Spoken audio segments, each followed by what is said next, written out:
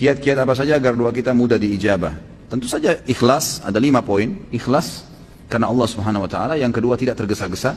Ini sudah sering saya sebutkan dalam mengucapkan dan menunggu dan menikmati proses daripada ijabah doa itu. Kita kalau lapar, ya Allah hilangin lapar saya. Laparnya nggak langsung hilang. Ada prosesnya, dapat makanan. Makanannya pun kalau sudah dipegang di tangan belum hilang. Harus dikunyah dulu, setelah dikunyah masuk ke perut, diproses dengan usus, baru laparnya hilang. Capek, Allah buat kita ngantuk, tidur dulu berapa jam, baru hilang capeknya, dan seterusnya. Minum obat dari dokter, dosisnya 3 hari ya, tunggu 3 hari, tunggu proses, jangan tergesa-gesa. Ini termasuk ijabah doa. Dan sementara proses itu berjalan, maka terus terjadi pembersihan dosa dan peninggian derajat.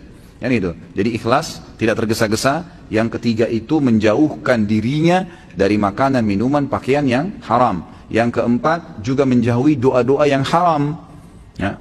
Tempat-tempat yang haram, minta kepada pohon lah, keramat, kuburan lah, terus minta sesuatu yang haram, minta dikasih rezeki untuk berzina, itu nggak mungkin. Dan yang terakhir adalah memaksimalkan tempat dan waktu yang mustajab, antara azan dan iqamah, sepertiga malam, gitu kan. Minta kepada orang tua yang masih hidup untuk didoakan, yang masih hidup didoakan. Ini semua insya Allah termasuk hal-hal yang mendasar yang bisa mendatangkan atau diijabahnya doa seseorang. Amalan-amalan apakah yang dapat menghapus dosa-dosa besar? Taubat nasuha, gitu kan. Yang saya maksudkan adalah dosa-dosa selain berbuat syirik dan durhaka kepada orang tua. Taubat nasuha tentunya. Taubat, tinggalkan dosa. Dan saya sudah bilang tadi, kalau dosa itu berhubungan dengan Allah, taubat nasuha. Kalau berhubungan dengan makhluk, diikuti dengan ya mengembalikan haknya.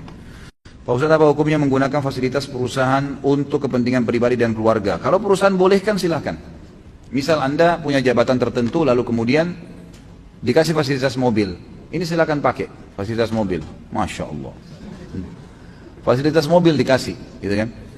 Oleh perusahaan dikasih, silakan pakai. Memang untuk dipakai, tidak dikasih syarat misalnya. Ini hanya untuk dipakai dari rumah ke kantor ya.